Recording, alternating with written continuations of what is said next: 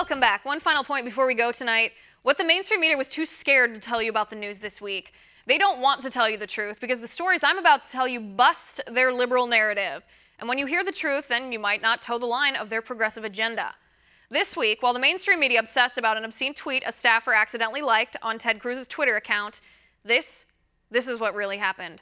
Some staffer did like an obscene tweet on Ted Cruz's Twitter. Senator Cruz said it was a staffer and he handled the matter internally, but Ted Cruz trended on Twitter for a whole day. Meanwhile, the Democratic mayor of Seattle, Ed Murray, was forced to resign after a fifth person accused him of sexually abusing a minor. But did the mainstream media tell you about that?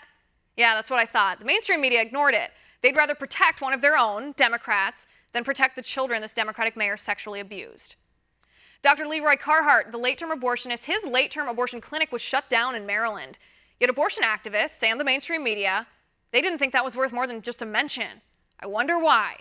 Abortion activists who claim we should talk freely about abortion, there should be no stigma on abortion, they say, they won't say a word. Well, maybe that's because 80% of the American people think late-term abortion is abhorrent and think it should be illegal. And the mainstream media just follows their lead. If silence is the marching order from the abortion lobby, silence is what we're going to get from the mainstream media. On the 16th anniversary of September 11th, 2001, the day when 3,000 people, men, women, and children, our friends, our families, our neighbors, were brutally murdered in the terrorist attack waged by radical Islamist terrorists, Google didn't see fit to commemorate the lives of our countrymen with any sort of Google Doodle. Oh, but Google Doodle, they did honor Yuri Kochiyama, a radical who actually praised Osama bin Laden. Funny how the mainstream media didn't seem to notice that.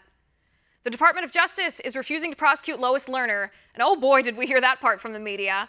But guess what the mainstream media failed to report? LOIS LERNER targeted conservatives via the IRS. She used a government agency to stifle the political opinions of citizens of the United States. She admitted she did that. She lied about it. She pretended she didn't have emails that she did have. And she got off scot-free. But you didn't hear that part from the mainstream media. Last but not least, the liberal media spent 91% of their primetime coverage of Donald Trump this summer bashing him. 91% of the stories about President Trump and his administration that aired on the mainstream networks this summer were negative. Only 9% of the stories had a positive spin. Yet the mainstream media claims they're impartial and they don't have a liberal agenda. Yeah, okay. The mainstream media doesn't care to report any of that to you, so we will. And that's my final point tonight. You can reach me on Twitter at Liz_Wheeler.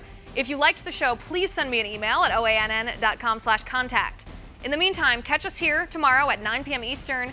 And until then, have a good night.